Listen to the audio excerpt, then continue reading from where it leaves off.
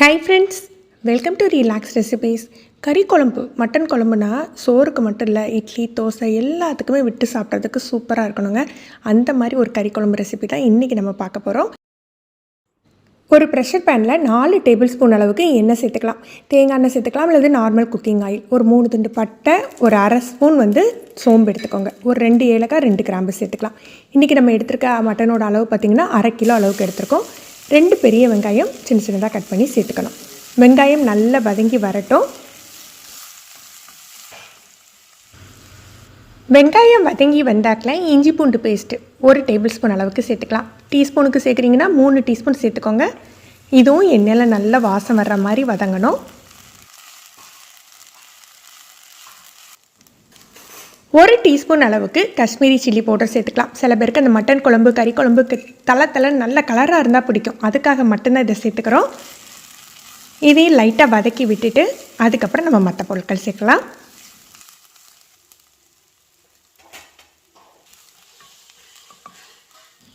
மீடியமாக 2 தக்காளி கட் பண்ணி சேர்த்துக்கணும். தயிர் சேர்ப்போம், அதனால் தக்காளி நிறைய சேர்க்கக்கூடாது. 2 தக்காளி போதும். 1 டீஸ்பூன் அளவுக்கு உப்பு சேர்த்துக்கலாம்.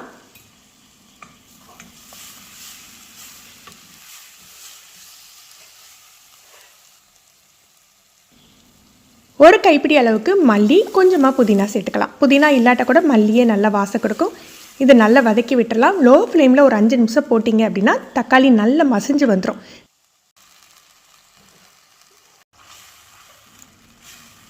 தக்காளி இந்த அளவு மசிஞ்சு வந்துடணும். இப்போ 100 ml அளவுக்கு தயிர் சேர்த்துக்கலாம். அதிக புளிப்பு இல்லாத தயிராக சேர்த்துக்கணும். குழம்பு மசாலா ஒரு 3 டேபிள் ஸ்பூன் சேர்த்துக்கோங்க. மட்டன் குழம்புக்கு யூஸ் பண்ணுற மசாலா சேர்த்துக்கோங்க. இது இல்லாட்டி பரவாயில்ல. ஒரு 2 டேபிள் ஸ்பூன் அளவுக்கு மல்லித்தூள் சேர்த்துக்கோங்க. 1 டீஸ்பூன் மிளகாய் தூள் சேர்த்துக்கோங்க. ஒரு அரை டீஸ்பூன் ஜீரகத்தூள், அரை டீஸ்பூன் மஞ்சள் பொடி சேர்த்துக்கோங்க. காரத்துக்கு தகுந்தாப்பில் நீங்கள் மிளகாய் தூள் மட்டும் கூட்டி குறைச்சிக்கலாம். இந்த 4 மசாலாவே போதும். நான் சேர்த்து திரித்து வச்சுருக்கிறதுனால அதை சேர்த்துருக்கேன். 1 டீஸ்பூன் அளவுக்கு பட்டை, கிராம்பு, ஏலக்காய் தூள். அது இல்லாட்டி நீங்கள் கரம் மசாலா இருக்கும் பாருங்கள், அது சேர்த்துக்கோங்க. பொதுவாக கரம் மசாலாவோட இந்த பட்டை, கிராம்பு, ஏலக்காய் மட்டும் திரித்து வச்சுருக்க பொடியே நல்ல ஒரு மனம் கொடுக்குங்க. நீங்கள் பிரியாணிக்கும் யூஸ் பண்ணலாம், கறி குழம்புக்கும் யூஸ் பண்ணலாம். இதை நல்லா வதக்கி விட்டு லேசாக எண்ணெய் பிரிய ஆரம்பிச்சாக்கில் க்ளீன் பண்ணி வச்சுருக்க மட்டன் பீசஸை சேர்த்துக்கலாம். மட்டன் சேர்த்துட்டு உடனே தண்ணி விடக்கூடாது. இது நல்லா ஒரு 2-3 நிமிஷம் அந்த கிரேவிலேயே குக் ஆகணும்.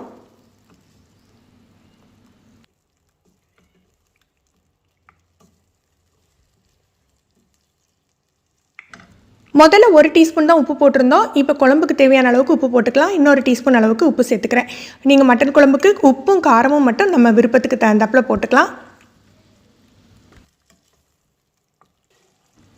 நல்லா ஒரு 2 நிமிஷம் மட்டன் அதிலேயே குக் ஆகிட்டு இப்போ தேவையான அளவுக்கு தண்ணி சேர்த்துக்கலாம். நான் சொன்ன மாதிரி இந்த மட்டன் குழம்பு இட்லி தோசைக்குமே சூப்பராக இருக்கும். அதனால் ரொம்ப கட்டியாக வைக்கிறதோட தண்ணி சேர்த்து நம்ம தேங்காய் அரைச்சி போட்டு தான் வைக்க போகிறோம். அதனால் ஒரு 4 கப் அளவுக்கு தாராளமாக தண்ணி சேர்த்துக்கோங்க. இதை மிக்ஸ் பண்ணிவிட்டு உப்பு காரம் நீங்கள் செக் பண்ணிக்கோங்க. உப்பு காரம் உங்களுக்கு தேவைப்பட்டதுன்னா அட்ஜஸ்ட் பண்ணிவிட்டு நம்ம அதுக்கப்புறம் விசில் போட்டுக்கலாம். உடனே குக்கரை மூடி இருக்கக்கூடாது. நல்லா கொதிக்கணும். கொதி வந்த பிறகு தான், இந்த மாதிரி கொதிக்கையில் தான் நம்ம குக்கர் மூடி விசில் போடணும். 4 அல்லது 5 விசில் மீடியம் ஃப்ளேமில் வச்சுக்கிட்டால் கரெக்டாக இருக்கும். நான் டைம் கணக்கு பண்ணி வேக வச்சுப்பேன். மீடியம் ஃப்ளேமில் 15 நிமிஷம் வேக வச்சா எனக்கு கரெக்டாக இருக்கும். இப்போ இதுக்கு தேங்காய் விழுது தயார் பண்ணிடலாம். 1 டீஸ்பூன் அளவுக்கு கசகசா, ஒரு 5-6 முந்திரி பருப்பு. கசகசா சேர்க்க முடியலன்னா முந்திரி பருப்பு கூட 4 சேர்த்துக்கோங்க. ஒரு 4 டேபிள் ஸ்பூன் அளவுக்கு தேங்காய் துருவல். முதல்ல நம்ம தாளிக்கையில் சோம்பு சேர்த்துட்டோம், அதனால் இதில் சோம்பு சேர்க்க வேண்டாம். இதை தண்ணி விட்டு நைஸாக அரைச்சி எடுத்து வச்சுக்கணும். நல்ல ஸ்டீம்லாம் போயிட்டு திறந்து பார்க்கலாம்.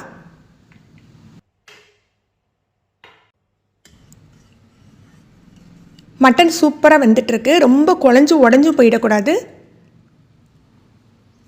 நம்ம தேங்காய் அரைச்சி வச்சுருந்தோம் பாருங்கள், அதில் கொஞ்சம் தண்ணி கலந்து வச்சுக்கோங்க. திருப்பி அடுப்பை ஆன் பண்ணி நல்ல கொதி வரணும். கொதி வரையில் தான் தேங்காவை சேர்க்கணும்.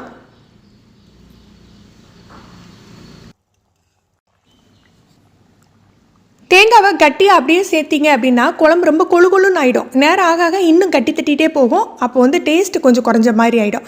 முதலே தேவையான அளவு தண்ணி, தேங்காய் விழுதுலேயும் தண்ணி சேர்த்து நீங்கள் சேர்த்துக்கிட்டீங்க அப்படின்னா கரெக்டான பதத்தில் இருக்கும்.